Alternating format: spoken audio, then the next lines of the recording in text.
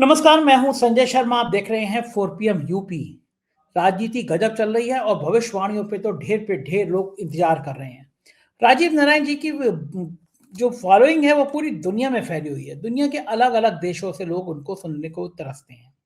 मैं हमेशा कहता हूं, आपको भविष्य में रुचि हो, ज्योतिष में रुचि हो तो प्रोग्राम देखिए, ना हो तो बिल्कुल मत देखिए।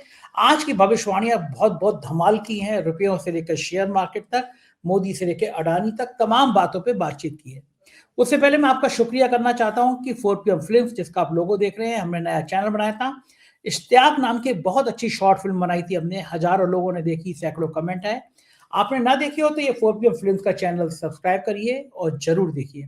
इसी तरह 4 PM पॉडकास्ट एक नया चैनल था जिसपे बहुत बेहतरीन बेहतरीन लोगों के हमने पॉडकास्ट किए, जिसका लोगो देख रहे हैं। प्लीज इस चैनल को भी सब्सक्राइब करिए और बताइएगा कि आप अभी किन किन लोगों के और पॉडकास्ट देखना चाहते हैं।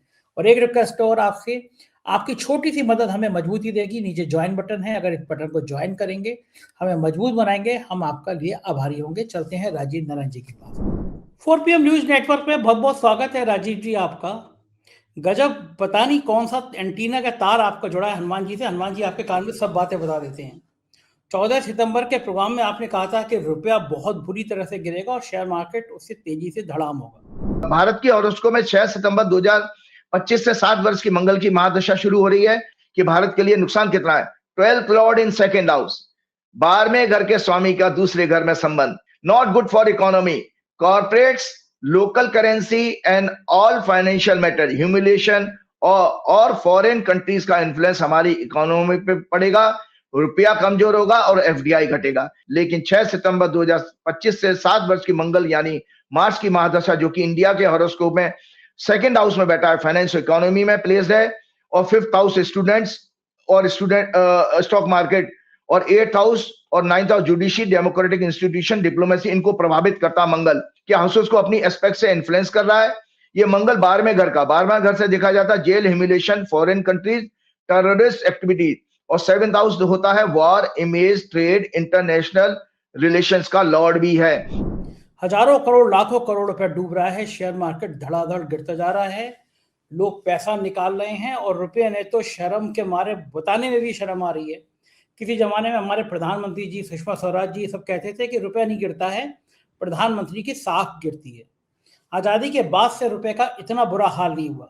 हर क्षेत्र में बुरा हाल हो रहा है। पासपोर्ट की रैंकिंग हमारी इतनी गिर गई है। मेरा एक दोस्त है भुवनेश, वो विदेश गए तो वो मुझसे कह रहे हैं कि संजय जी इतनी शर्म आती है, लाइन लगी होती है, बाकी देशों के लोग आराम से निकलते हैं, जैसे ही इंडियन पासपोर्ट देखता है वो आदमी इतनी हे दृष्टि से देखता है, हम जाने कहाँ चले गए। क्योंकि पासपोर्ट की रैंकिंग लगातार गिर रही है और किसी देश की हैसियत कितनी है ये उसका पासपोर्ट बताता है। अब आप गोदी मीडिया भले ही कहते रहे कि विश्व गुरु जी ने डंका बजा दिया है, विश्व गुरु जी ने 56 इंच के सीने ने क्रांति कर दी है। हकीकत यह है कि हमारा पासपोर्ट बता रहा है कि हम बहुत बुरी तरह से गिर रहे हैं, नीचे गिर रहे हैं। दुनिया में हमारी साख खराब हो रही है। हमारा रुपए का गिरना बता रहा है कि हमारे देश की मुद्रा बहुत कमजोर हो रही है। और ये सारी बातें आप पहले 14 सितंबर को बता चुके हैं। ये एंटीना कहाँ से करंट पाया था जो आपने बता दिया था कि रुपए भी गिरेगा और शेयर मार्केट भी गिरेगा? अगर मैंने बात मान ली होती, कुछ शेयर बेच दिए होते तो आज मैं फायदे में होता। जी जी बिल्कुल। तो संजय जी, सबसे पहले मैं वापस दर्शकों को वो चीज दिखाना चाहता हूं, क्योंकि जो मेरे को बाकी दुनिया के सारे एस्ट्रोलॉजर से अलग करती है। क्योंकि ये विषय ऐसा नहीं है कि मैंने तुक्का लगाया था। तुक्का लगाया होता तो भैया मेरे को तो करोड़ों रुपए का फायदा हो जाता। मैं अगर शॉर्ट करके भेजा था, जैसे आप कह रहे हैं ना, शॉर्ट कर मतलब शॉर्ट सेल कर सकते हैं, तो उसमें आप आज आपके पास करोड़ों रुपए बन जाते अगर आपने भी किया होता, शॉर्ट सेल कर दिया होता सितंबर में। तो संजय जी, मैं वापस आज वो पुस्तकें दिखाना चाहता हूं। यह है बृहस्पति संहिता, मंडेन एस्ट्रोलॉजी की बुक है, और ये है संजय जी किसी जैन आचार्य ने लिखी भद्रबाहु संहिता। ये भी मंडेन एस्ट्रोलॉजी की है, और ये हमारे इंडियन राइटर्स ने, हमारे भारतीय विद्यावन के टीचर्स ने लिखी है मंडेन एस्ट्रोलॉजी। तो ये 3 पुस्तकें जो मैंने लिखी है, तो ये आप लोगों को जानकारी के लिए होना चाहिए, कि पता होना चाहिए कि पॉलिटिक्स, इकोनॉमी और किसी उद्योगपति, मतलब जो इकोनॉमी से रिलेट करता है, हमारे बड़े उद्योगपति भी उसी के में आते हैं, और करेंसी, लोकल करेंसी, या हमारे धर्म गुरु। ये धर्म की बात करते हैं, अगर हम मठों की बात करते हैं, आश्रमों की बात करते हैं, या किसी रिलीजन की बात करते हैं, ये सारे के सारे विषय जो है संजय जी, और प्राकृतिक प्रकोप, ये सब के सब इसी मंडेन एस्ट्रोलॉजी में आते हैं। तो मैंने निरंतर अपने प्रोग्राम में कहा, क्योंकि चूंकि ये विषय, इसमें ज्योतिषियों को पैसे नहीं मिलते हैं, तो इसलिए किसी ने पढ़ा नहीं और कोई रिसर्च नहीं करता था। आप फिर से दोबारा, मैंने पहले भी कहा था कि जब मैं रिसर्च कर रहा था तो मैंने उस क्लास में मैं गया जहां पर मंडेन एस्ट्रोलॉजी की रिसर्च होती, भारतीय विद्वान की, आज से 17-18 साल पुरानी बात बता रहा हूं संजय जी। केवल 4 स्टूडेंट थे और बाकी जो होरा ज्योतिष पढ़े हैं उसमें 40-40 स्टूडेंट की स्ट्रेंथ होती थी। तो कोई आता ही नहीं था, क्योंकि फीस नहीं मिलती ना। लेकिन मेरा शुरू से पैशन रहा, क्योंकि असली ज्योतिषी यही माने जाते हैं, वो नहीं कि भाई तुम्हारी भैंस कब चोरी होगी तो भैंस कब मिलेगी, साहब वो सब चोर हमारा सामान लेके किस दिशा में गया, ये छोटी छोटी सी बातें हैं। तो सबसे पहले आपने बिल्कुल सच कहा, ये 14 सितंबर का दर्शकों ये प्रोग्राम है, राइट अप फिर से शेयर करना। जो मंगल आपका राशि बदला था वो आपके पास में है। ये मंगल आपका जो है 7 सितंबर को मंगल ने राशि बदली थी, और जब मंगल ने राशि बदली 6 सितंबर को 8:01 पर सुबह, और कन्या, जब मंगल ने राशि बदली थी, और मंगल क्यों, मंगल की महादशा शुरू हुई थी, मैं करेक्ट कर रहा हूं अपने आप को, भारत की कुंडली में 7 वर्ष की। तो उस समय ब्रह्मांड में लग्न उदय हो रहा था कन्या। भारत की कुंडली का वो 6वां भाव है, जो भारत की हॉरोस्कोप आप लोगों के पास है। 6वां भाव होता है स्टॉक मार्केट का, और मंगल आपके भारत की इकोनॉमी के हाउस में बैठा है, सेकंड हाउस में। सेकंड हाउस में करेंसी भी आता है, सेकंड हाउस में जीडीपी आता है, सेकंड हाउस में परचेजिंग पावर ऑफ नेशन आता है, डेट्स आते हैं, और कंट्री की टोटल फाइनेंशियल स्ट्रेंथ देखी जाती है। इसके अलावा जितने भी बड़े बड़े उद्योगपति हैं वो भी सेकंड हाउस से देखे जाते हैं। अब भारत की कुंडली में यह मंगल क्या है, दुर्भाग्य है, हम बार बार जब ट्रंप बाबू की भी ओथ की बात कर लेते हैं, तो भारत की कुंडली में ये मंगल जो है 12वें घर का लॉर्ड है, ये भारत की हॉरोस्कोप है। तो संजय जी इसमें साफ साफ मैंने ये कहा था, ये मंगल 12th lord in second house, not good for economy, corporates, local currency and all financial matters. Humiliation of foreign countries का इन्फ्लुएंस हमारी इकोनॉमी पे पड़ेगा, रुपया कमजोर होगा, एफडीआई घटेगा। तो ये बात कही थी वो, आज आप देख लो 92 रुपीज पर पहुंच गया संजय जी, 92 रुपीज पर। और जानते हो कितना नुकसान है, 1,66,000 करोड़ दर्शकों एफआईज ने 2025 में पैसा निकाला स्टॉक मार्केट से। उससे पहले लगभग 1,25,000 करोड़ निकाला था 2024 में, लास्ट क्वार्टर में। अक्टूबर, मुझे खूब याद है, अक्टूबर 2024 से एफआईज ने माल बेचना शुरू किया, तो 3 महीने में 1,24,000 करोड़, 25,000 करोड़, फिर 1,66,000 करोड़ आपके 2025 में। संजय जी अभी जनवरी में, पिछले शुक्रवार को जो मार्केट बंद हुआ है, उस समय तक 1 जनवरी से 2026 में 40,000 करोड़ माल बेच चुके हैं एफआई। जोड़ लीजिए कितना है। तो अब आप बताओ, केवल जनवरी में। आप देखो कहां सो रहे हो भैया। आपके मोदी जी क्या कहते थे, 92 रुपए पे रुपया पहुंच गया। शर्म आनी चाहिए हम लोगों को। मोदी जी क्या कहते थे, नरेंद्र मोदी। एक सेकंड राजीव जी, इसमें मोदी जी क्या करेंगे जब ग्रह ही खराब हो अरे गया? मोदी नहीं, ग्रह नहीं भाई, आपका भाग्य, आप हनुमान जी को पतंग पर उड़ा रहे थे, भगवान करे आप तुम्हें, भगवान हनुमान जी भी कह रहे तेरे को पतंग पर उड़ा के, मतलब लगा के उड़ाऊंगा, उड़ा ले अपने रुपया। तो वो मोदी जी की जगह भारत का रुपया लग गया, तो रुपया उड़े जा रहा है। आपका उड़ने का मतलब लॉस हो रहा है। तो मोदी जी का आपको तो बयान सारे पता होंगे दर्शकों, जैसे ये मैंने पहले भी शेयर किया था, शेयर जरूर करना चाहिए। जब जब रुपया गिरेगा मैं जरूर शेयर करूंगा। आपकी मेमोरी में ये बैठ जाना चाहिए कि किस तरह का नेता हम झेल रहे हैं। रुपया मोदी जी, रुपया जिस तरह से नीचे जा रहा है उससे देश की अर्थव्यवस्था चौपट हो जाएगी। रुपया बीमार नहीं, यूपीए सरकार ने इसे मार डाला है। सितंबर 2013 का बयान है। हर हफ्ते 1 रुपया गिर रहा है, ये अभी 5 पैसे ही गिरा है, पूरी सरकार ही गिर जाएगी। कई रैलियों में 2013 में कहा था, यह सरकार रुपए को बचाने में नाकाम रही है, यह देश की अर्थव्यवस्था की कमर तोड़ देगी। आज और मोदी जी क्या कहते हैं, आज मां बेटियां सोने की जगह प्लास्टिक की चूड़ियां पहन रही हैं, क्योंकि यूपीए ने रुपया गिराकर सोना महंगा कर दिया। मोदी जी अब कौन सी चूड़ियां पहनवाओगे आप लेडीज को, सोना भी महंगा हो चुका है। इतना रुपया कमजोर हो चुका कि पाकिस्तान का रुपया भी हमसे ज्यादा मजबूत है। और मोदी जी कहते हैं यूपीए की विदाई का टाइम टेबल रुपया तय कर रहा है। जितना रुपया गिरेगा उतनी जल्दी ही यह सरकार गिरेगी। भगवान ने मोदी जी आपको वही दिन दिखा दिए हैं। जितना रुपया गिरेगा उतनी जल्दी आपकी सरकार जाने वाली है, ये निश्चित रख लीजिएगा। और मोदी जी एक मजाक उड़ाते हुए एक रैली में कहते हैं, पहले लोग कहते थे हाय राम, अब कहते हैं हाय रुपया। और वो फिल्म एक्ट्रेस कहाँ है? एक वो आपका, आप तो पिक्चरें बना रहे हो, कभी उससे मिले तो मेरा नाम जरूर ले देना, का आचार्य राजीव आपके लिए ये कह रहे थे, विवेक अग्निहोत्री, बड़ा चमचा है मोदी जी का, वो कश्मीर फाइल्स वगैरह फलाना ठिकाना जाने क्या क्या बना के बैठा है। उसका बयान क्या है? उस बेवकूफ को भी, बदतमीज को, मेरे को कभी मिलेगा तो मैं उसकी ऐसी रेल लगाऊंगा, उसको जरूर बताइएगा। उसका बयान क्या है? May your happiness increase like petrol price, may your sorrow fall like Indian rupee, and may your joy fill your heart like corruption in India. उस बेवकूफ से पूछो कि ये सारा सब कुछ उससे भी ज्यादा बद से बदतर देख लिया उसने।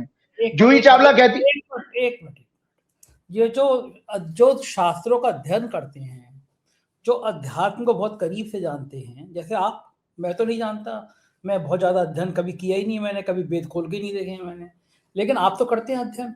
तो जो गेरुए वस्त्र पहने होते हैं, चलो आपने गेरुए वस्त्र नहीं पहने, लेकिन आप पंडित, तो इन लोगों को गुस्सा क्यों आता है? आप तो क्रोध रोध से ऊपर उठ चुके हो, तो आप नहीं, ऐसा नहीं है। देखो मैं दर्शकों को जानकारी के बता देता हूं, 3 दृष्टिकोण होते हैं, 0 से 10 डिग्री को दृष्टिकोण कहते हैं संजय जी। दृष्टिकोण मतलब 1 to 10 डिग्री, तो 3 होते हैं, फर्स्ट, सेकंड, थर्ड। मेरा थर्ड दृष्टिकोण में आज दर्शकों को जानकारी के बता देता हूं। मेरा थर्ड दृष्टिकोण में बर्थ हुआ है, लग्न मेरा थर्ड दृष्टिकोण में। और जानते हो थर्ड दृष्टिकोण कौन था? दुर्वासा ऋषि। दुर्वासा ऋषि का, तो दुर्वासा ऋषि कितने खतरनाक थे, हर एक राजा की माँ बहन बराबर करके जाते थे जब भी वो पहुंच जाते थे, तो मेरे अंदर तो वो मौजूद है। शराब देते मेरे तो दुर्वासा ऋषि जी का आशीर्वाद है मेरे पास, मेरे साथ परशुराम जी का भी आशीर्वाद है, और हनुमान जी का भक्त हूं, तो मैं तो कभी किसी से डरूं, मैं तो मतलब इनके लोग तो, इन लोगों के लिए डंडे की भाषा ही जानते हैं ये लोग। तो शिल्पा, जूही चावला क्या कहती है? हम कमजोर आदमी आपके चक्कर में नोटिस हम पे आ जाते हैं, बोलते आप कार्रवाई। कोई बात नहीं, चिंता मत करिए, वो आप बचे रहेंगे जब तक मैं हूं, आपका कुछ नहीं, कोई बाल बाका नहीं बिगाड़ सकता, हनुमान जी की कृपा है। जूही चावला क्या कहती है Sanjay ji? The only way the rupaya can save itself is buying by tying a rakhi to the dollar and saying मेरी रक्षा करना। मतलब रुपए के जो है राखी बांधो और उससे कहो भैया मेरी रक्षा करना, डॉलर के राखी बांधो। और जूही चावला ने एक और बात कही थी, थैंक गॉड अपन का अंडरवियर का नाम डॉलर नहीं है, रुपया होता तो बार बार गिरता रहता। तो ये सब चीजें मैं आज फिर से वापस लोगों को इसलिए सुनाना चाह रहा हूं कि आप खामोश हैं, आपको पता ही नहीं है। और तो और आपको एक बार बताऊं संजय जी, पिछले हफ्ते 16 लाख करोड़ भारत की स्टॉक मार्केट की कैपिटल उड़ गई है हवा में। 16 लाख जो कैपिटल, आपके मार्केट कैपिटलाइजेशन वो होती है जो कंपनी की टोटल वैल्यू दिखाई देती है आपको जब शेयर चढ़ता है या घटता है, तो 16 लाख कम हो गई है। और संजय जी एक और चीज बताना चाह रहा था, भारत की हॉरोस्कोप साथ साथ मेरा कोई व्यक्तिगत किसी से द्वेष नहीं है, सभी दुनिया में मेरे लिए अच्छे हैं, लेकिन देश से ज्यादा कोई बड़ा नहीं है। तो संजय जी एक हॉरोस्कोप और दिखाना चाहता हूं, ये गौतम अदानी जी की हॉरोस्कोप है, इनका भी वृषभ लगन है भारत की तरह से। तो संजय जी इनके लिए भी मैंने बार बार कहा, क्योंकि ये तो मेरे से, मैंने आपको पहले ही बताया, कुछ छिपाता नहीं, 15 मिनट मेरा ज्योतिष पर ही इनसे चर्चा हुई थी। अगर वो मेरी बात सुने तो मैं उनको ये आगाह करना चाहता हूं, प्रोटेक्शन रख रही है, बहुत बुरे दिन आने वाले हैं, बहुत खराब समय है आपके लिए अदानी जी। क्यों कह रहा हूं कि इसलिए कह रहा हूं, इनकी हॉरोस्कोप में मंगल 12वें घर में बैठा है, और मंगल इस समय 12वां घर होता है विदेश में जेल का। आपको फॉरेन में अगर जेल होगी तो 12वें घर में की वजह से होगी। तो मंगल इनका 12वें घर में बैठा और लग्नेश शुक्र को पीड़ित कर रहा है, और इनकी वर्तमान में दशा शुक्र की ही चल रही है, इनके लिए बहुत खतरनाक समय है। इनकी वर्तमान में जो दशा, ग्रह दशा शुक्र, गुरु और बुध की है।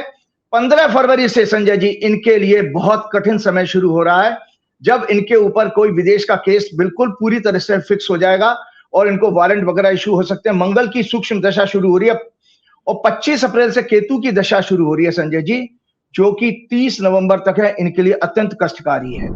अत्यंत कष्टकारी इसलिए, वारंट आ रहा होगा कोई भी, विदेश का मैंने इसीलिए नाम लिया, विदेश का। और आपको बताऊं सबसे बड़ी बात और आप लोगों को जानकारी कह देता हूं कि संजय जी इनकी टोटल वेल्थ में 3,30,000 करोड़ का वो है, क्या नाम है आपके टोटल कर्जा इनके ऊपर, 3,36,00,000 करोड़ का, 3,36,000 करोड़ का कर्जा है इनके पास। और इनका कैश बैलेंस जानते हो कितना दर्शकों? 57,157 करोड़ केवल। मतलब आप लोग 3,36,000 करोड़ का कर्जा, और आपके पास केवल कैश बैलेंस है 57,000 करोड़ का।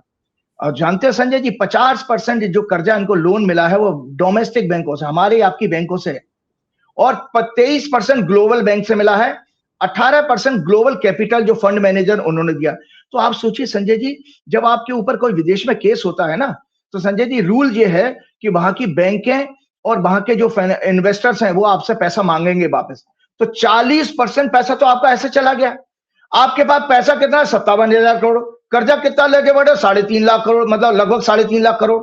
तो आपके लिए तो बहुत बुरे दिन है। तो उनके लिए भैया कोई अनुष्ठान वगैरह कराइए, जो इनके संपर्क में हो मेरी बात सुने तो इनके लिए अनुष्ठान कराएं, वरना खतरनाक इनके लिए समय आ गया है। वो और वैसे भी इसी चैनल पे सुन रहे होंगे, गौतम जी बुलाएंगे आपको कि जाइए पूजा पाठ। मैं अरे गौतम जी, आपको मैं रिमाइंड कराना चाहता हूं, मैं वही ज्योतिषी हूं जिससे आपका रिन्यूएबल एनर्जी मिनिस्ट्री में 15 मिनट का मेरा आपके साथ ज्योतिष के ऊपर ही चर्चा हुई थी। चुनाव आयुक्त राजीव कुमार के कमरे में है ना? नहीं, राजीव कुमार का नहीं, राजीव कुमार तो फाइनेंस सेक्रेटरी, तो दूसरे थे, नाम नहीं लूंगा अभी, वो बेचारे सर्विंग है। तो लेकिन यह है कि आपसे जब बातचीत हुई थी तो आपने मेरे से यही प्रश्न किया था कि ज्योतिष साइंस तो है लेकिन भाग्य नहीं बदल सकती। तो मैंने भाग्य की व्याख्या करते हुए आपको 15 मिनट कहा था, जब आखिर में आप थक हार के, जब मैंने आपको बिल्कुल स्पीचलेस कर दिया मैंने गौतम अदानी को, तो गौतम अदानी थक हार के कहते हैं मैं तो 10वीं पास जैनी बनिया हूं और नरेंद्र भाई मेरे 30 साल से दोस्त हैं। अपनी क्वालिफिकेशन बता गए वो अपनी, कि मेरी जो क्वालिफिकेशन है वो 10 साल से मेरी दोस्ती है उनके साथ, बस बाकी तो 10वीं पास 10th स्टैंडर्ड बनिया हूं मैं। तो खैर, सो अब हम आगे बढ़ते हैं संजय जी। तो ये समय बहुत भारत के लिए कष्टकारी है, इकोनॉमी के लिए भी, और नाना प्रकार के प्रोटेस्ट की हमने जब वैसे बात करी है, प्रोटेस्ट की बात करी तो हमने आपको पिछले प्रोग्राम में ये भी कहा था, जनवरी के प्रोग्राम में, 2-3 प्रोग्राम में मैं बराबर कह चुका हूं, भारत की कुंडली में ये इस समय गोचर कर रहा है, जो 16 जून को मंगल ने राशि बदली थी संजय जी, 16 जून को मंगल ने राशि बदली और मकर में आ गया है। और भारत की कुंडली में संजय जी धर्म का हाउस है, जो 9th हाउस होता है वो गुरु का हाउस होता है, और 9th हाउस रिलीजन का होता है, 9th हाउस तीर्थ स्थान का होता है, 9th हाउस मंदिर का होता है। जितनी भी तीर्थ यात्रा करते हैं वो 9th हाउस से ही है। आप अपनी कुंडली में देख लीजिए, अगर आप किसी तीर्थ, जैसे आप गए थे ना अजमेर शरीफ, आप देखिए 9th की दशा होगी उस दिन आप अजमेर, चाहे वो तीर्थ किसी का, मुसलमान का हो, चर्च का हो, कोई भी रिलीजियस प्लेस पे आप तभी जाएंगे जब 9th हाउस अलाउ करेगा। तो इस समय बड़े एक आंदोलन की बात आ रही है। और जहां तक हम बात करते हैं संजय जी कि गुरु की, तो भारतीय परंपरा जो सनातन परंपरा है, जिसको वैदिक परंपरा कहते हैं, हिंदू शब्द तो विदेशी है, हम आज इस पर डिटेल में मैं बात भी करूंगा।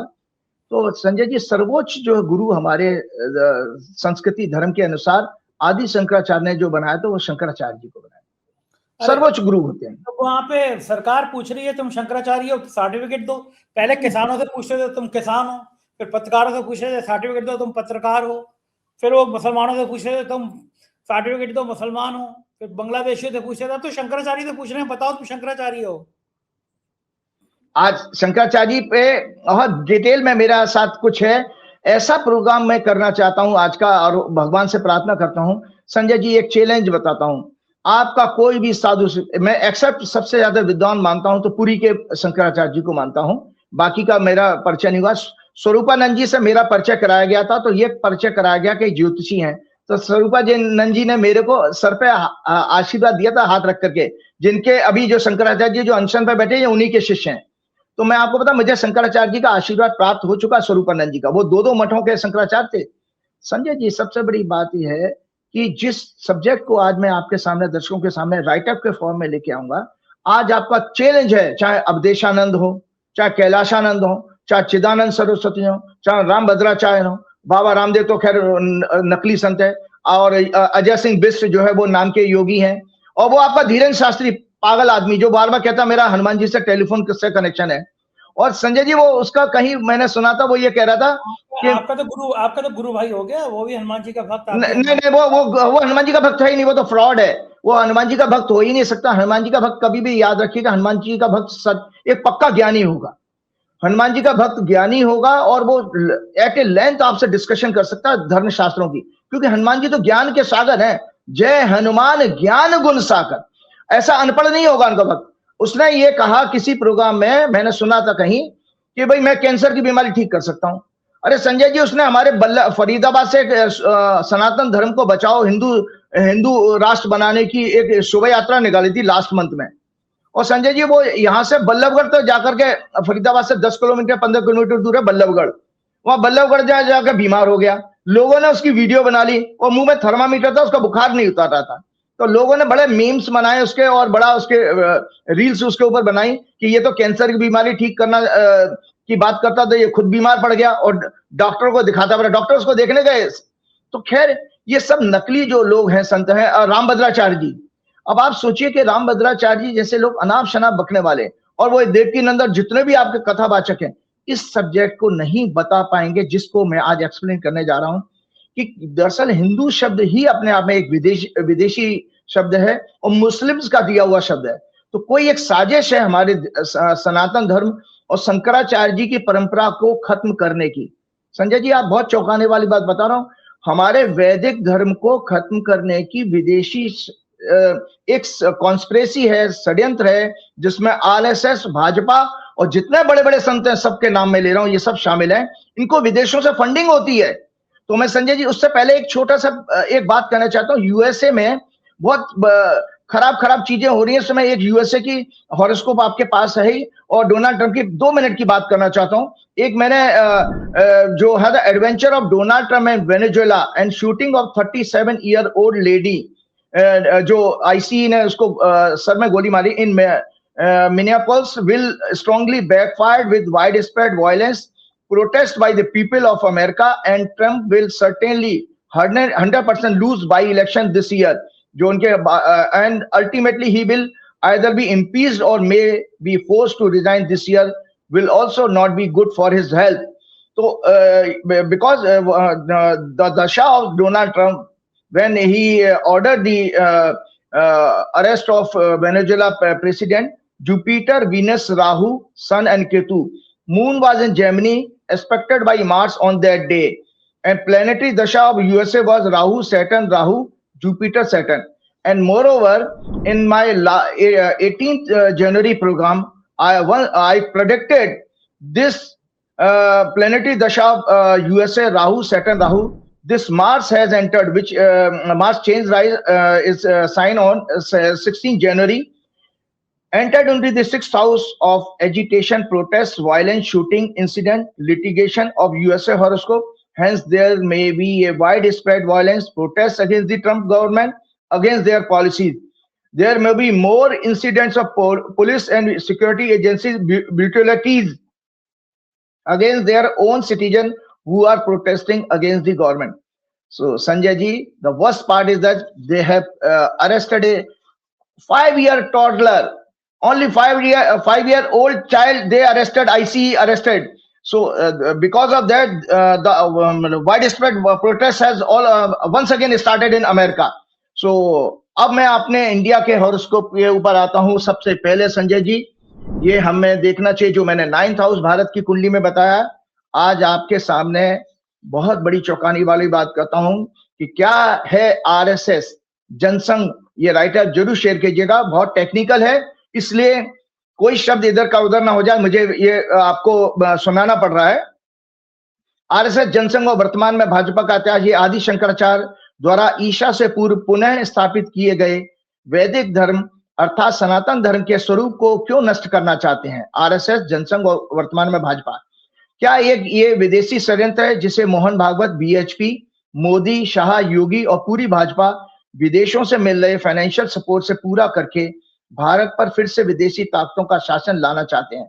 आदि शंकराचार्य जी के बारे में दर्शकों जो मैंने आपको कमेंट किया था, मैं बताना चाहता हूं। आदि शंकराचार्य जी का जन्म लगभग 788 ईस्वी में केरल के कलाड़ी गांव में एक साधारण ब्राह्मण परिवार में हुआ था, परंतु कुछ मठों और पुरानी पांडुलिपियों के अनुसार उनका जन्म ईसा से पूर्व भी 500 वर्ष पूर्व माना जाता है। जैसे कहाँ जो मैन्युस्क्रिप्ट मिली है वो कांची मठ, गोवर्धन मठ इत्यादि की। उन्होंने मात्र 32 वर्ष की आयु में अपना शरीर त्याग दिया। उन्हें भगवान शिव का अवतार भी माना जाता है। वे बाल योगी थे। उन्होंने वेदों और शास्त्रों में बचपन से ही महारत हासिल कर ली थी।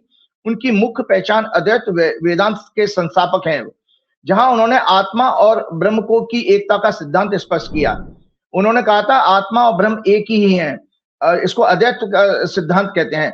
और इसी चीज को वेरीफाई किया। देखो गीता में भी भगवान ने दर्शकों चैप्टर 15 के श्लोक 7 में कहा है, ममय वांशो जीव लोके जीव भूत सनातना मन षष्ठानि इंद्रियाणि प्रकृति स्थानी करसती। अर्थात भगवान कहते हैं, हे अर्जुन, इस देह में, फिजिकल बॉडी में, ये सनातन जीवात्मा सोल मेरा ही अंश है और वही प्रकृति में स्थित मन और 5 ज्ञानेंद्रियों को आकर्षण करता है।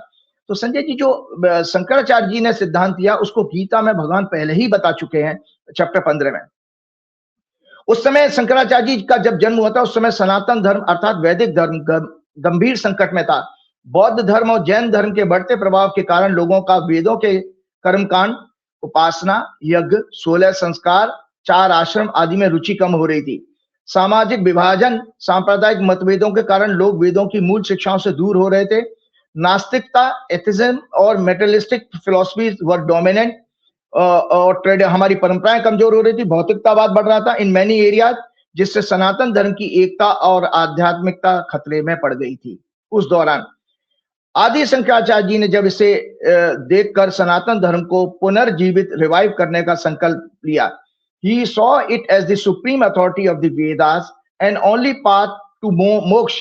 His sole objective was to unite various sects, संप्रदायों को जोड़ना, counter Buddhist and Jainism and strengthen Sanatan society so that the roots of Sanatan Dharma remained firm. Adi Shankaracharya made extensive efforts to protect Sanatan Dharma, both philosophical and practical. He undertook a Digvijay yatra across the Bharat, defeating scholars of Buddhism, Jainism in debates and propagating Vedanta. आज विश्व और भारत लगभग इसी तरह के भौतिकतावाद के और भेदभाव के कठिन दौर से गुजर रहा है। तो संजय जी, उन्होंने हर जगह अपना सनातन एक भगवा कर का, जब वो शास्त्रार्थ होता था, हराते थे जैन धर्म के आचार्यों को और बौद्ध धर्म के आचार्यों को, तो एक फ्लैग लगा देते थे। जिस तरह की परंपरा होती थी कि भाई ये उन मठों को हराने के बाद में वहां तक हमारा वेद सनातन धर्म और वैदिक धर्म प्रोटेक्ट हुआ है। उनका his main measures and combinations are as follow. उन्होंने जो शंकराचार्य जी ने काम किया उनको समराइज करते हुए मैं आपको बताता हूँ। अद्वैत वेदांत का प्रचार और composition of text. He wrote commentaries on Upanishad, Shrimad Bhagavad Gita, Brahmasutra, which became the foundation of Vedanta. Through the Mahakavya Tattvamasi, you are that.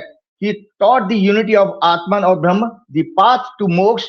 इससे सनातन धर्म की आध्यात्मिक गहराई को रिवाइव करने में और रीएस्टेब्लिश करने में पूरी दुनिया में बहुत मदद मिली। उन्होंने मठों की स्थापना की। उन्होंने 4 प्रमुख मठ स्थापित किए, मोनेस्ट्रीज कहते हैं अंग्रेजी में। ज्योतिर्मठ बद्रीनाथ, ये उत्तर भारत में है। संगेरी शारदा पीठ कर्नाटक में साउथ, गोवर्धन मठ पुरी ईस्ट और शारदा पीठ द्वारका वेस्ट। मतलब चारों दिशाओं में उन्होंने 4 मठ स्थापित किए और वहां पर शंकराचार्यों को स्थापित किया। इन मठों को सनातन धर्म के संरक्षण और प्रचार का केंद्र बनाया गया, जहां उनके शिष्य वेदांत सिखाते थे। ये एक ऐसा नेटवर्क है जो सदियों से आज तक सनातन धर्म की रक्षा करता आ रहा है। पंचायतन पूजा और षड्यंत्र का यूनिफिकेशन। उन्होंने 5 देवताओं, उन्होंने बड़ी पूजा पद्धति को भी बड़ी सिंप्लीफाई किया था। उन्होंने 5 देवताओं, कौन से, गणेश, सूर्य, विष्णु, शिव और देवी की एक साथ पूजा करने का ट्रेडिशन शुरू किया, जो वेरियस सेक्स मतलब शैव, वैष्णव और शक को एक साथ बाइंड करता था। 3 प्रकार के अलग अलग संप्रदाय होते थे, उनको सबको एक साथ जोड़ देता था। This establish unity in Sanatan Dharma despite diversity portraying all deities as forms of Brahma. 10 नामी संप्रदाय। इसके अलावा उन्होंने सन्यासियों के लिए 10 संप्रदायों, गिरी, पुरी, भारती आदि का संगठन बनाया, जो सनातन धर्म की रक्षा के लिए एक मठीय व्यवस्था है। इससे संन्यास परंपरा मजबूत हुई।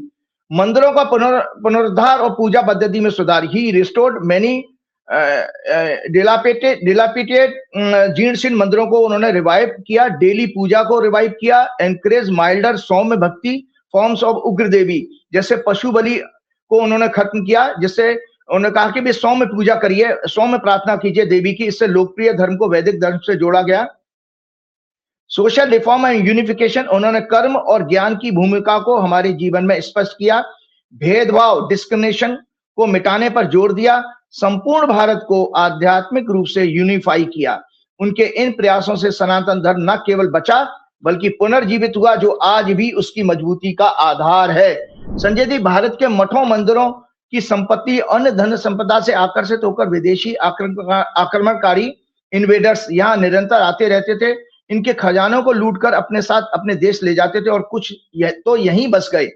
तब आदि शंकराचार्य ने संप्रदाय की इन मठों मंदिरों में आने वाले भक्तों की रक्षा के लिए सनातन धर्म के विभिन्न संप्रदायों को सशस्त्र शाखाओं के रूप में अखाड़ों की स्थापना की। जो अखाड़े होते हैं, आपने बहुत सारे अखाड़े के नाम सुने होंगे, ये बेसिकली हमारे मंदिरों को और हमारे मठों को और हमारे भक्तों को और मंदिरों की संपत्तियों को बचाने के लिए किया गया था सारा प्रयास।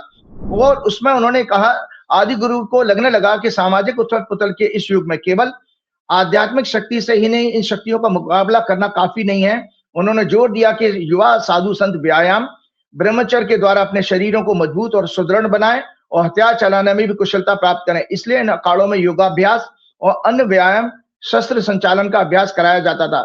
आदि गुरु ने इन अखाड़ों को सुझाव दिया कि धर्म की रक्षा के लिए जरूरत पड़ने पर शक्ति का प्रयोग अवश्य करें। इसलिए कई बार विदेशी आक्रमण की स्थिति में स्थानीय राजाओं की मदद के लिए नागा साधुओं के सहयोग से गौरवपूर्ण युद्धों का इतिहास में हमें वर्णन मिलता है, जिसमें 40,000 से ज्यादा नागा योद्धाओं ने भाग लिया। स्वतंत्रता मिलने के बाद इन अखाड़ों ने अपना सैन्य चरित्र त्याग दिया और केवल सनातन धर्म के मूल्यों का अध्ययन अनुपालन करते हुए संयमित जीवन जीने का निश्चय किया। अखाड़े इस समय देश में 13 प्रमुख अखाड़े हैं। मैं ज्यादा उसमें डिटेल में नहीं जाऊंगा। निरंजनी अखाड़ा 826वीं शताब्दी में गुजरात में बना। ये दिगंबर साधु, इनके इष्ट देव भगवान शंकर हैं। इनमें दिगंबर साधु महंत व महामंडलेश्वर होते हैं। इनकी शाखाएं प्रयागराज, उज्जैन, हरिद्वार, त्र्यंबकेश्वर, उदयपुर में है। जूना अखाड़ा, जो अवधेशानंद जी जूना अखाड़े के हेड हैं, 1145 में बना, उत्तराखंड के कर्णप्रयाग में। इसे भैरव अखाड़ा भी कहते हैं। इष्ट देव रुद्रावतार दत्तात्रेय हैं। इसका केंद्र काशी के हनुमान घाट पर माना जाता है। हरिद्वार में माया देवी मंदिर के पास इनका आश्रम है। और सबसे पहले नागा साधुओं को बता देता हूं, उसके बाद हम आगे बढ़ते हैं। इन अखाड़े के नागा साधु जब शाही स्नान के लिए जाते हैं, तब श्रद्धालुओं सहित पूरे विश्व की सांसें उस अद्भुत दृश्य को देखने के लिए रुक जाती हैं।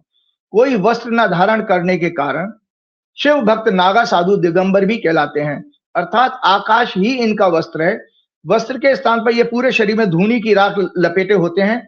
ये केवल शाही स्नान के समय ही श्रद्धालुओं को दिखाई देते हैं। सामान्यतः हरिद्वार दूसरे तीर्थों के दूर दराज इलाकों में जनजीवन से दूर कठोर अनुशासन में रहते हैं। कहा जाता है कि दुनिया कितनी ही पवित्र हो जाए, परंतु शिव और अग्नि के ये भक्त साधु इसी रूप में रहते हैं। इसलिए बताना जरूरी था संजय जी, क्योंकि जब आप उन शंकराचार्यों को, जिनकी एक परंपरा थी सनातन धर्म के, जब भी कोई माघ मेला या कुंभ मेला होता है, तो सबसे पहले हमारे सर्वोच्च पद पर बैठे हुए, आपको जानकारी के लिए बताऊं संजय जी, सनातन परंपरा, वैदिक परंपरा के अनुसार शंकराचार्यों का पद आपके देश के राष्ट्रपति से भी ऊपर है, आपके देश के प्रधानमंत्री से भी ऊपर है। जैसे कि पोप को आप देख लीजिएगा। आप सिख धर्म में देख लीजिए अकाल तख्त का क्या रोल है। अकाल तख्त ने अभी सीएम मान को जो है कुछ पनिशमेंट सुनाया था, उस समय सुखबीर बादल को भी पनिशमेंट झेलना पड़ा। हमारे शंकराचार्य जी बेचारे अनशन करने बैठे, उनको मौनी अमावस्या के दिन स्नान नहीं करने दिया गया। और आप बता रहे थे जैसा कि किसी एक एसडीएम लेवल के ऑफिसर से उनको एक नोटिस भिजवा दिया कि आप प्रूव करोगे शंकराचार्य आप असली शंकराचार्य हो। कितना घोर अपमान है। तो उसका कारण मैं आपको बताना चाहता हूं, ये जो आरएसएस की हॉरोस्कोप आप लोगों के पास है, जरूर दिखाइएगा कि मूल रूप में हमको आरएसएस को समझना पड़ेगा कि आरएसएस का जो है बेसिकली पाखंड क्या है, इनका मंशा क्या है, ऑब्जेक्टिव क्या था आरएसएस का बनने का। तो doctor Hegde was very clear in his mind that a great distinction existed between dharm palan and dharm raksha, and one must know the difference between them. He said in a speech, those who want to save their religion must have the collective strength to do it. It was their basic idea to forming the RSS. लाठी का use protection के लिए और regular exercise for fitness आदि का role इनकी शाखाओं में। आप इनकी शाखाओं में जाए, मैंने भी एक स्टूडेंट लाइफ में इनकी शाखा जो है 2-3 दिन अटेंड की थी, तो लाठी चलाना और व्यायाम उनके सिखाया जाता। तो एग्जैक्टली सिमिलर पर्पस था जो आपके आदि शंकराचार्य जी ने अखाड़े बनाए थे, एग्जैक्टली वही था। लेकिन बाद में इनकी राजनीतिक महत्वाकांक्षा क्यों जागी, उसमें मैं आगे बढ़ता हूं।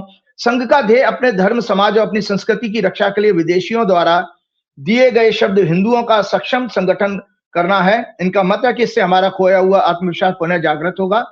उसके सामर्थ्य के सामने विदेशियों की मनोकामना हमारे आत्मविश्वास ऊपर आक्रमण करने की कमजोर होगी और वो भविष्य में इसका साहस नहीं कर पाएंगे।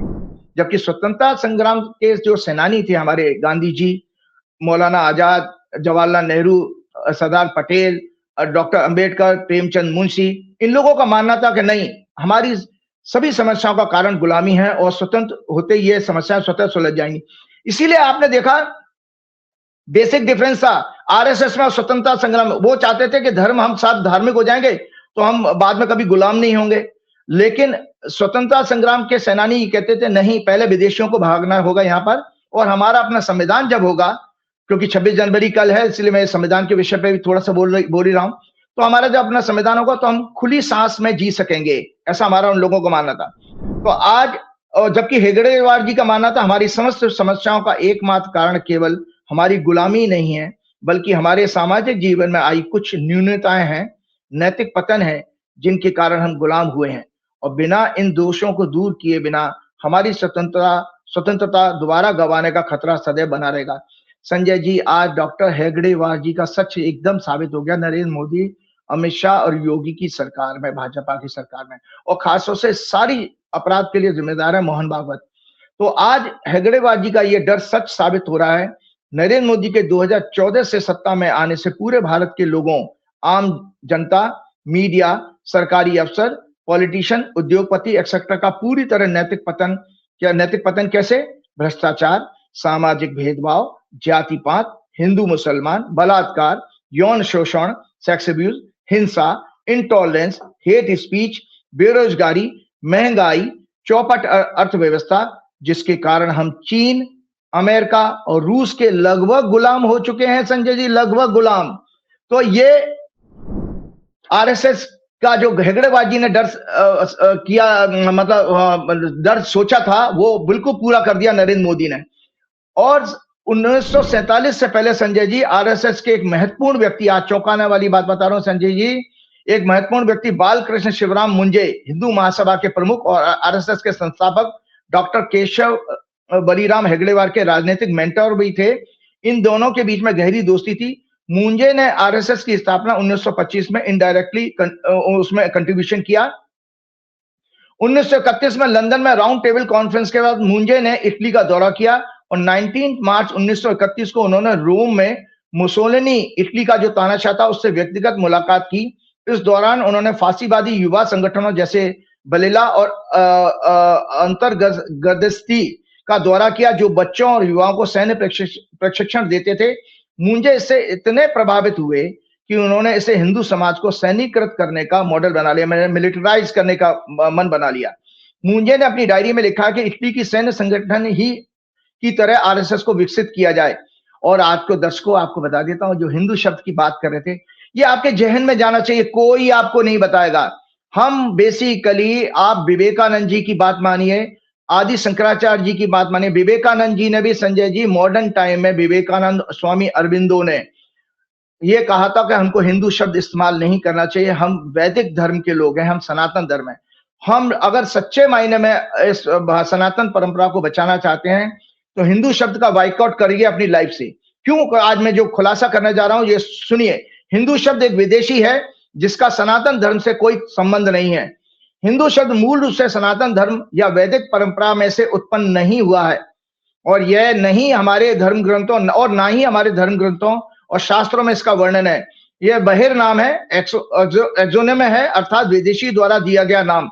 सनातन धर्म के प्राचीन ग्रंथों जैसे वेद, उपनिषद, रामायण, पुराणों, महाभारत, गीता आदि में हिंदू शब्द का प्रयोग धर्म या संप्रदाय के रूप में नहीं मिलता है। हिंदू संस्कृत शब्द सिंधु, इंडस रिवर से निकला है। प्राचीन फारसी, पर्शियन भाषा में सा का उच्चारण हा होता था, इसलिए सिंधु से हिंदू हो गया। प्राचीनतम उल्लेख लगभग 6वीं शताब्दी ईसा पूर्व में फारसी सम्राट दारा प्रथम के शिलालेखों में हिंदुस के रूप में उत्तर पश्चिम भारत सिंधु क्षेत्र का उल्लेख मिलता है।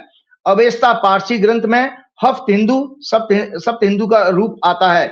ग्रीक प्रभाव, ग्रीक लोग इसे इंडोस कहते थे, INDOS कहते थे, जिससे इंडिया शब्द बना है। 7वीं और 8वीं सेंचुरीज में जब अरब यात्रियों और इन्वेडर्स ने भारत को अल हिंद कहा और इसके निवासियों को हिंदू, यह मुख्य रूप से भौगोलिक पहचान थी, सिंधु नदी के पार रहने वाले लोग। अतः वर्तमान में भारत में रह रहे सभी लोग सनातनी, मुस्लिम, सिख, ईसाई, जैन और अन्य सभी भारतीय हिंदू कहलाएंगे। आज मुसलमान भी इस देश में रह रहा, उसको भी हिंदू कहेंगे, क्योंकि ये भौगोलिक नाम है।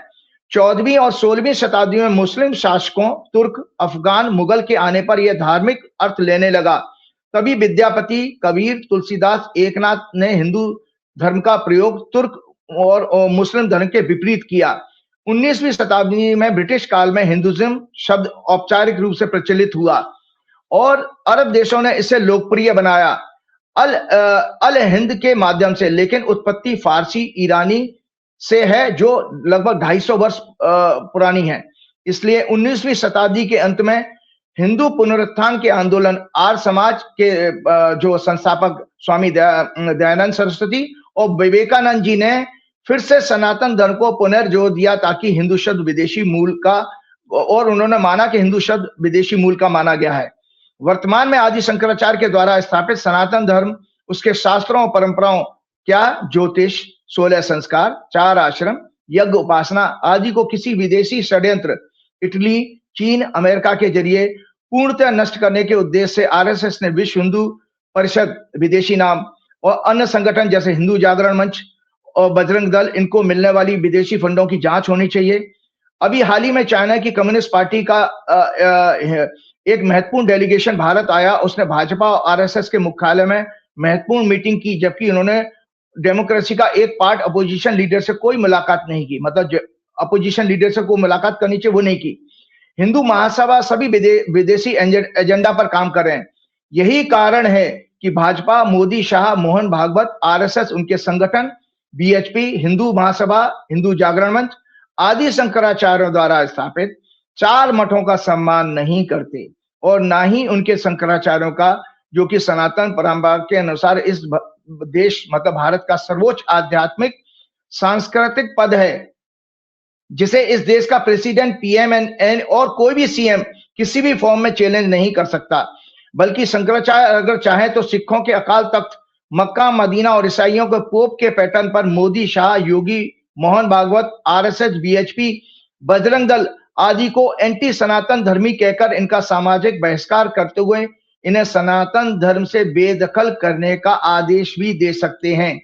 सभी शंकराचार्यों का अपमान पूरे विश्व में और अन्य धर्मों की नजर में सनातन धर्म की छवि को धूमिल कर रहा है और कमजोर कर रहा है। RSS, BJP, Hindu Mahasabha, BHP ने करोड़ों रुपए में बिकने वाले महामंडलेश्वर शंकराचार्यों, अखाड़ा परिषद के सदस्यों, बड़े बड़े संत महात्मा जिनके नाम मैंने पहले लिए, अवधेशानंद, कैलाशानंद, धीरेन्द्र शास्त्री, रामदेव, रामभद्राचार्य और वो आपका कथावाचक जो है देवकी नंदन, बड़े बड़े संत महात्माओं के पद विकसित किए जिन्हें विदेशों द्वारा फाइनेंस किया जा रहा है और केवल आदि शंकराचार्य द्वारा स्थापित व्यवस्था को नष्ट करने के और सनातन धर्म को विश्व से पूर्णतः मिटाने के उद्देश्य से आज एक सच और उजागर करते हुए फिर मैं इस प्रोग्राम को आज यहीं समाप्त करना चाहूंगा। मोदी, शाह और भाजपा का संघ का सोमनाथ मंदिर पर झूठ का पाखंड, सोमनाथ मंदिर पर बड़ी बातें की हैं संजय जी, ये हिस्ट्री है और आप लोगों को जानना भी चाहिए। जवाहरलाल नेहरू ने सोमनाथ मंदिर के रेनोवेशन में केवल सरकारी भागीदारी का विरोध किया था और आपके सुधांशु त्रिवेदी बड़े ज्ञानी समझते हैं अपने आप को, है तो बड़े मेरे अच्छे मित्र, लेकिन दुख लगता है कि उस व्यक्ति ने कैसे अपना कैरियर बर्बाद किया। राज्यसभा का एमपी बन जाना कोई बहुत बड़ी अचीवमेंट नहीं है, लेकिन किस तरह से आप अपनी नॉलेज को खराब कर रहे हो ब्राह्मण के घर में जन्म लेके, मुझे दुख लगता है। जवाहरलाल नेहरू ने सोमनाथ मंदिर के, क्योंकि किसी टीवी डिबेट में बड़े डिफेंड कर रहे थे, जवाहरलाल नेहरू ने सोमनाथ मंदिर के रेनोवेशन में केवल सरकारी भागीदारी का विरोध किया था। वो उनकी संवैधानिक मजबूरी के कारण, ना कि मंदिर निर्माण के कारण। उनका मानना था कि स्वतंत्र भारत में धर्मनिरपेक्ष secular believes in all religion और फेथ सेक्युलर है और सरकार, इसलिए सरकारी रिसोर्सेज या हाई ऑफिशियल को धार्मिक परियोजनाओं से जोड़ना उचित नहीं होगा। धार्मिक कार्य जन सहयोग से होने चाहिए क्योंकि वे व्यक्तिगत मान्यता और श्रद्धा विश्वास पर आधारित होते हैं। इसलिए जवाहरलाल नेहरू ने मंदिर निर्माण पर कोई रोक नहीं लगाई थी और ये पूरा हुआ भी उस समय, क्योंकि गजनी ने तोड़ा था निजी प्रयासों से। मोदी, शाह, योगी, मोहन भागवत, आरएसएस, बीएचपी और देश के सभी पाखंडी संत महात्मा अपने अपने गिरेबान में झांक कर देखें। संजय जी, जब 2018 में बीएचपी, आरएसएस और इन संत महात्माओं ने एक व्यापक आंदोलन करके नरेंद्र मोदी पर दबाव डाला था कि तालकटोरा स्टेडियम में एक मीटिंग की थी संत महासभा और न्यू दिल्ली में एक संत आंदोलन किया था संतों का, और ये मोदी से आह्वान किया था कि संसद में अध्यादेश लाकर अयोध्या में राम मंदिर का निर्माण कार्य शुरू करना चाहिए, लेकिन मोदी ने उस समय ठुकरा दिया। तो मोदी ने फिर अपने संविधान पद का इस्तेमाल नहीं किया था, तो मोदी को भी आप तनख्वाह डिक्लेयर करो। ठीक उसी तरह जवाहरलाल नेहरू ने भी तो यही किया था, क्योंकि वो मोदी भी जवाहरलाल नेहरू की तरह से संविधान के पद पर बैठे हैं। तो और इसके अलावा फिर नरेंद्र मोदी ने सरकारी फंड से क्यों नहीं बनाया अयोध्या का राम मंदिर? वो तो देखिए जनता के सहयोग से बनाया। तो आप सिमिलर चीजों को होते हुए सुधांशु त्रिवेदी इसको डिफरेंशिएट क्यों नहीं कर पाए? क्या नरेंद्र मोदी की सरकार नहीं पैसा दे सकती थी? क्यों? क्यों नरेंद्र मोदी ने वहां अपने आप को क्यों बचाया? तो जवाब जवाहरलाल नेहरू को आप क्यों घसीट के लाते हो? और सच जानने के लिए बस 2 मिनट और दीजिए। महमूद गजनी का ये राइटअप जरूर, क्योंकि एक और सच आपके सामने लेकर के आ रहा हूं। महमूद गजनी और सोमनाथ मंदिर पर बताना था मंगल और शुक्र की दशा, बताने लगे महमूद गजनी। आप भी कमाल हो, आप मोदी जी को भाई इसलिए आपको देखो आप सुनिए क्यों कह रहा हूं आपको। जो मैंने किताबें दिखाई थी सुनिए, 9th हाउस जो होता है धर्म का गुरु का होता है, और संजय जी धर्म का गुरु का, तो मेदिनी ज्योतिष का सब्जेक्ट ही चर्चा कर रहा हूं। सोमनाथ मंदिर आया तो मंदिर भी मैंने वहां ही बता दिया, और आपको जानकारी मैं क्यों कर रहा हूं, मैं भी निमित्त हूं। देखिए काल के आगे कैसे मेरी संजय जी 9th लॉर्ड की दशा चल रही है, मेरा 9वां घर एक्टिव है, तो मैं तो वो ज्ञान की बातें लेके आऊंगा, इतिहास की बातें भी आपके सामने लेके आऊंगा, धर्म संस्कृति की बात करूंगा, अध्यात्म की, वेदों की, सनातन धर्म की बात करूंगा। मेरे को हिंदू विदेशी शब्द से लेना देना नहीं है। तो महमूद गजनी ने गुजरात के सोमनाथ मंदिर पर 1025 से 1026 ईस्वी में आक्रमण किया। उसका मुख्य कारण मंदिर की अपार संपत्ति को लूटना था, क्योंकि सोमनाथ मंदिर उस समय भारत के सबसे धनी मंदिरों में से, रिच मंदिरों में से आता था। इसके अलावा मूर्तियों को तोड़ना, जिसके लिए उन्हें मूर्ति भंजक, आइडोल ब्रेकर की उपाधि भी मिली। यह उनका 16वां या 17वां आक्रमण था। उसने मंदिर से लाखों दीनार की संपत्ति लूटी और वहां का शिवलिंग भी तोड़ दिया था। इतिहासकारों के अनुसार, संजय जी शायद आपको जानकारी नहीं हो, सुन लीजिए एक लाइन। इतिहासकारों के अनुसार उसकी सेना में कई हिंदू सैनिक और सेनापति भी शामिल थे। सोमनाथ मंदिर को तोड़ने में जो गजनी की सेना थी, उसमें से 12 सेनापतियों में से 5 सेनापति हिंदू थे। संजय जी आपके हिंदू लोगों ने से तोड़वाया उसने मंदिर आपका, और मोदी जी जवाहरलाल नेहरू को गाली देते हैं। तो हिंदू सैनिक और सेनापति भी शामिल थे, जिनमें तिलक नामक एक हिंदू सेनापति का उल्लेख मिलता है। उसकी सेना में हिंदू सैनिकों को गुलाम, मतलब गुलाम कहा जाता था, और वे हाथी चालकों से लेकर उच्च पदों पर थे। सोमनाथ आक्रमण में भी उसके 12 सेनापतियों में से 5 हिंदू सेनापति थे। उनके नाम थे तिलक, राय, सौंधी, हजरान और एक अज्ञात। उसे लोकल हिंदू सरदारों ने भी समर्थन किया, लोकल हिंदू सरदारों ने। महमूद गजनी की मृत्यु 30 अप्रैल 1030 को गजनी अफगानिस्तान में हुई। उस समय उसकी आयु मात्र 58 या 59 वर्ष की थी। अंतिम वर्षों में वो लीवर से लेकर कई बीमारियों से पीड़ित था और लगभग 2 से 3 वर्षों तक इसी तरह बीमार रहा। अंत में उसे मलेरिया और फिर उसके बाद उसको टीबी हो गई, जो उसकी मृत्यु का कारण बना। आगे प्रोग्राम करने के लिए बहुत सारा मटेरियल था, लेकिन मैं यहीं समाप्त करना चाहूंगा। तानाशाहों के ऊपर मैं अगले प्रोग्राम में जरूर बोलना चाहूंगा, तानाशाह बनते कैसे हैं और अंधभक्त की फैक्ट्री क्या होती है, अंधभक्त कैसे पैदा किए जाते हैं। आपकी भी समस्या थी, आप अब क्या नाम है, दुबे जी के साथ एक बार डिस्कस कर रहे थे, लोग रिएक्ट नहीं कर पाते, तो अगले प्रोग्राम में करूंगा। चलते चलते फिर हनुमान जी से प्रार्थना करें, हनुमान जी ने का जो अपमान आप कर रहे हो, हनुमान जी इस तरह से आपको, जैसे रावण को नहीं लंका जला के आए थे, तो इस समय मोदी जी का रुपया अगर गिर रहा है, मोदी जी को सरकार को खतरा है, बड़ा उद्योगपति खतरा है, ये सोचिए हनुमान जी मोदी की लंका में आग लगा रहे हैं इस समय। हनुमान जी एकदम सीधे थप्पड़ नहीं मारेंगे, मोदी की लंका में आग लग रही है। तो श्री गुरु चरण सरोज रज निज मन मुकुर सुधार, वर्ण रघुवर विमल जसु जो दायक फल चार, बुद्धिहीन तनु जान के सुमरो पवन कुमार, बल बुद्धि विद्या देव मोह हरऊ कलेश विकार। जय श्री राम, जय हनुमान। शुक्रिया राजीव जी, बहुत शुक्रिया। ये जो राजीव नारायण शर्मा, पूरी बातचीत आपने सुनी, कैसी लगी बातचीत बताइएगा जरूर। शुक्रिया, थैंक यू।